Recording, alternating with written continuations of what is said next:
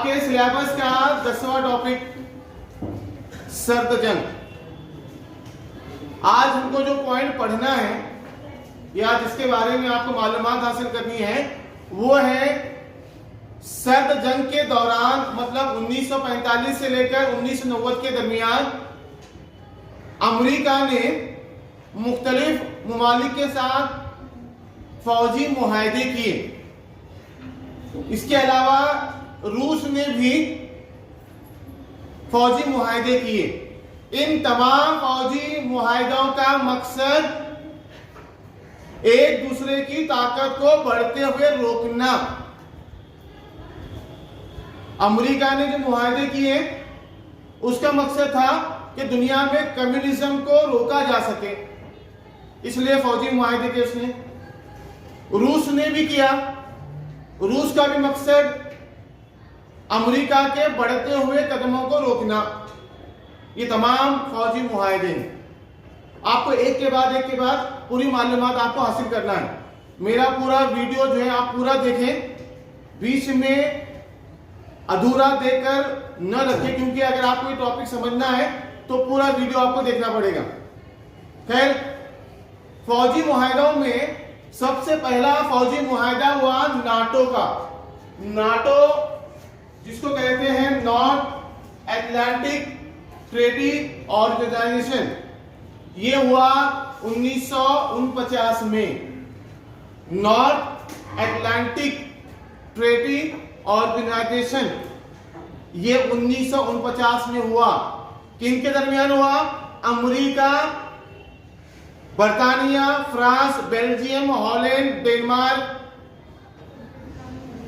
Italy, यानी Europe के, मगरबी यूरोपियन के तमाम कंट्रीज इसमें शामिल है नाटो में। North Atlantic Treaty Organization America का और इन तमाम मुल्कों का फौजी मुआहदा हुआ। क्या था फौजी मुआहदे में? वो फौजी मुआहदे में था, ये बात तो तस्लीम कर लिया गया था कि अगर किसी एक मुल्क पर हमला होगा तो तमाम ममालिक पर हमला तस्लीम किया जाएगा। किसी एक मुल्क पर इस ट्रेटी में शामिल, मुआहदे में शामिल जितने ममालिक हैं, अगर किसी एक मुल्क पर हमला होता है तो तमाम मुल्कों पर हमला माना जाएगा और तमाम मुल्क मिलकर जिसने हमला किया है उसका जवाब देंगे। जैसे फ्रांस पर हमला हुआ तब वो फ्रांस पर हमला माना नहीं जाएगा, वो तमाम ग्रुप पर हमला माना जाएगा। इसलिए जब ऐसा हमला हुआ तो सब मुल्क जितने मुआहदे में शामिल हैं सब के सब उस हमले का जवाब देंगे मिलकर। और ये मुआहदा अमेरिका की पेशकदमी की वजह से हुआ। इस ग्रुप में शामिल, इस मुआहदे में शामिल तमाम मुल्कों की माशी मदद करना, हथियार बनाने में मदद करना, हमले के वक्त एक दूसरे का हेल्प करना, यानी इसमें शामिल तमाम ममालिक एक दूसरे की माशी तौर पर, फौजी तौर पर, सियासी तौर पर एक दूसरे की मदद करेंगे, तिजारती लेन देन में हेल्प करेंगे। ये सब कुछ हुआ रूस के बढ़ते हुए कदमों को रोकने के लिए। पहला मुआहदा जो आलमी सतह पर हुआ, इससे दुनिया दो हिस्सों में बंटना शुरू हो गई। 1949 में हुआ, अमेरिका ने करवाया, जिसे कहते हैं NATO, North Atlantic Treaty Organization. ये पहला मुआहदा। उसके बाद दूसरा हुआ एंसूस। ये मुल्कों के नाम ही है, जैसे ऑस्ट्रेलिया, न्यूजीलैंड और US. एंसूस, A N Z US. ए से मुराद है ऑस्ट्रेलिया, दूसरा है न्यूजीलैंड, न्यूजीलैंड का एनजेड, और यूएस का मतलब यूनाइटेड स्टेट, मतलब अमेरिका। तीन मुल्कों के दरमियान मुआहदा हुआ। क्यों हुआ? यह मुआहदा हुआ बहरे ओकियानुस के दरमियान जो है यह मुआहदा हुआ है। बहरे ओकियानूस में चीन के बढ़ते हुए कदमों को रोकना। अब यहां चाइना आ गया। चीन का बहरे ओकियानूस पर जो दबदबा बढ़ रहा था, चीन भी कम्युनिस्ट मुल्क ही, उसके बढ़ते हुए दबदबे को रोकने के लिए 3 मुल्क एक साथ आए। बहरे ओकियानूस समंदर है, बहरे आजम है, जो 5 बहरे आजम है उसमें से एक बहरे आजम है बहरे ओकियानूस, बहुत बड़ा समंदर है। वो समंदर पर चाइना का जो दबदबा असर बढ़ रहा था, उसके असर को रोकने के लिए एनसूस नामी तंजीम बनाई गई। मुआहदा हुआ, ऑस्ट्रेलिया, न्यूजीलैंड और अमेरिका के दरमियान हुआ। क्या था मुआहदे में वही इससे पहले बोला मैं, किसी एक मुल्क पर हमला हुआ तो पूरे ग्रुप पर हमला माना जाएगा। और ये तीनों मुल्क मिलकर, ऑस्ट्रेलिया, न्यूजीलैंड, अमेरिका मिलकर बहरे ओकियानूस में चीन के और रूस के बढ़ते हुए कदमों को, उनके बढ़ते असरात को रोके, अपना दबदबा कायम करे। इसके लिए फौजी लेन देन हुआ, माशी मदद हो गई, या कोई लेन देन का मामला रहा, तिजारती मामला हो, सब मिलजुल कर करेंगे। मेन मकसद था चाइना यानी चीन और रूस जो कम्युनिस्ट मुल्क हैं, उनका दबदबा बहरे ओकियानूस इस समंदर पर न पड़े, वो इलाके में पूरा न पड़े। ये है एनसूस, ठीक है। उसके बाद तीसरा है SEATO South East Asia Treaty Organization. South East Asia Treaty Organization ये हुआ 1954 में हुआ, 1954 में हुआ। ये भी अमेरिका के वजह से हुआ। South East Asia Treaty Organization मतलब साउथ ईस्ट मतलब हिंदुस्तान के मशरिक में, आसाम के वहां से नीचे, बिल्कुल पूरा नीचे, जिसमें अमेरिका शामिल था। हर मुआहदे में अमेरिका शामिल है, हर मुल्क में शामिल है। अब उसके साउथ ईस्ट में कौन कौन से मुल्क शामिल है? एक है इंग्लिस्तान है, यूएस है, मगरबी ममालिक है उसमें, और उसके अलावा पाकिस्तान है, थाईलैंड है, फिलीपींस है, इंडोनेशिया है, ये ममालिक है। साउथ ईस्ट एशिया में सीटों के इसमें पाकिस्तान, एशिया से पाकिस्तान है, उसके बाद थाईलैंड है, फिलीपीन है, ये ममालिक शामिल है इसमें। उसके साथ साथ मगरबी ममालिक शामिल है उसमें, जिसमें कौन कौन है? जिसमें इंग्लैंड है, जिसमें अमेरिका है, फ्रांस है, ये मुल्क उसमें शामिल है। क्या मकसद है इसका? सीटो मुआहदा करने के पीछे मकसद, एशिया में कम्युनिस्ट मुल्क है कौन? चाइना। चाइना के, चीन के बढ़ते हुए कदमों को रोकना, ये इसका मकसद है। लेकिन ये ज्यादा अरसे तक चला नहीं। क्यों? क्योंकि यूरोपियन कंट्री का अलग है और ये साउथ ईस्ट एशिया का अलग है। यहाँ के हालात का, यहाँ के मसाइल का, यहाँ की जरूरतों का उनको अंदाजा नहीं था। अमेरिका यहाँ से बहुत दूर है।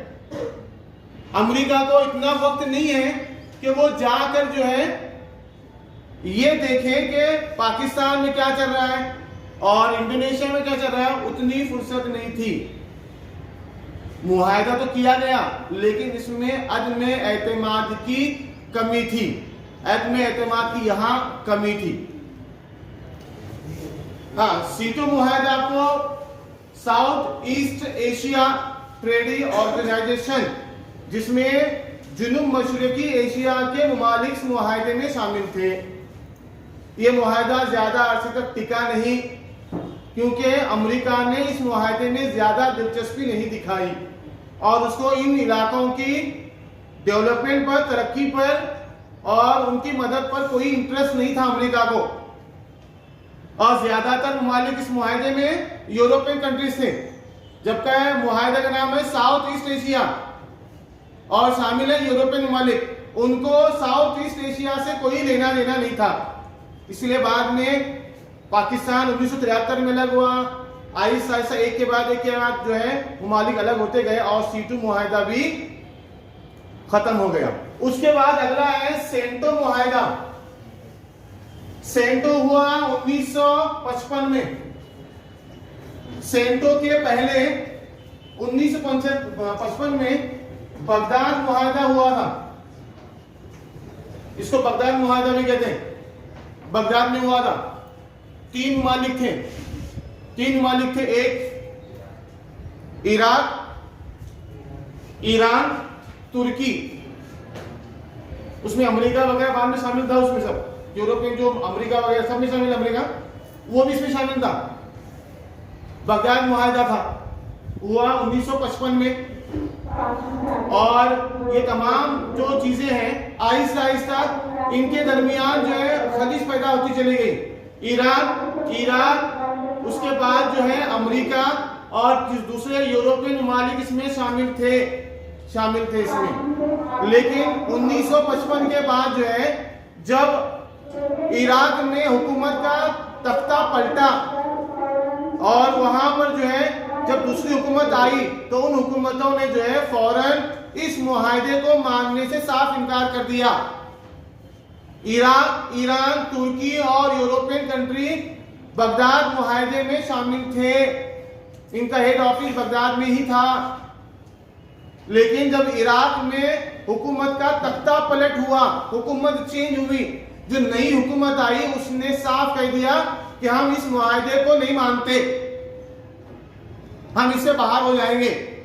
तो इसीलिए मजबूरन अमेरिका को जो है और दूसरे ममालिक को नया मुआहिदा करना पड़ा। उसका नाम बगदाद मुआहिदे से हटाकर सेंटो मुआहिदा करना पड़ा। सेंटो मतलब सेंट्रल ट्रेडिंग ऑर्गेनाइजेशन।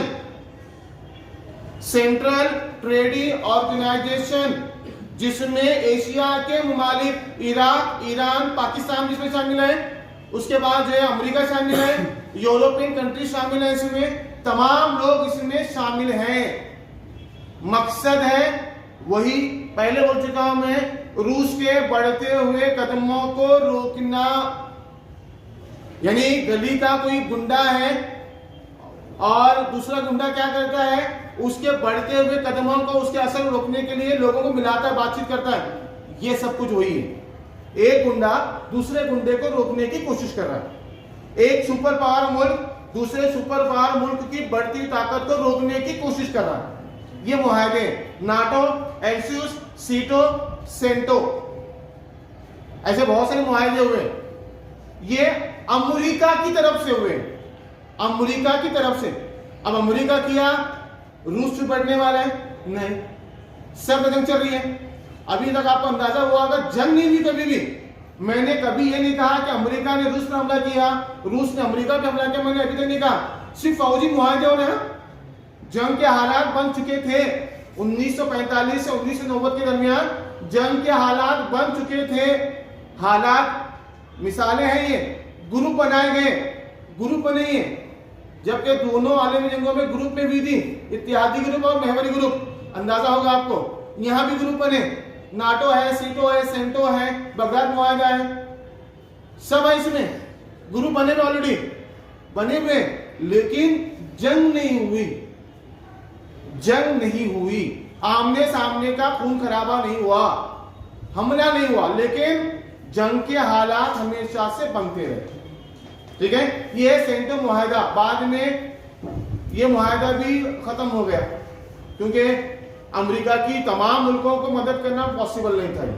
उसके बाद अब अमेरिका ने किया, रूस भी बढ़ने वाला है, रूस क्यों बढ़ेगा, रूस भी बढ़ने वाला नहीं है, तो उसने क्या किया।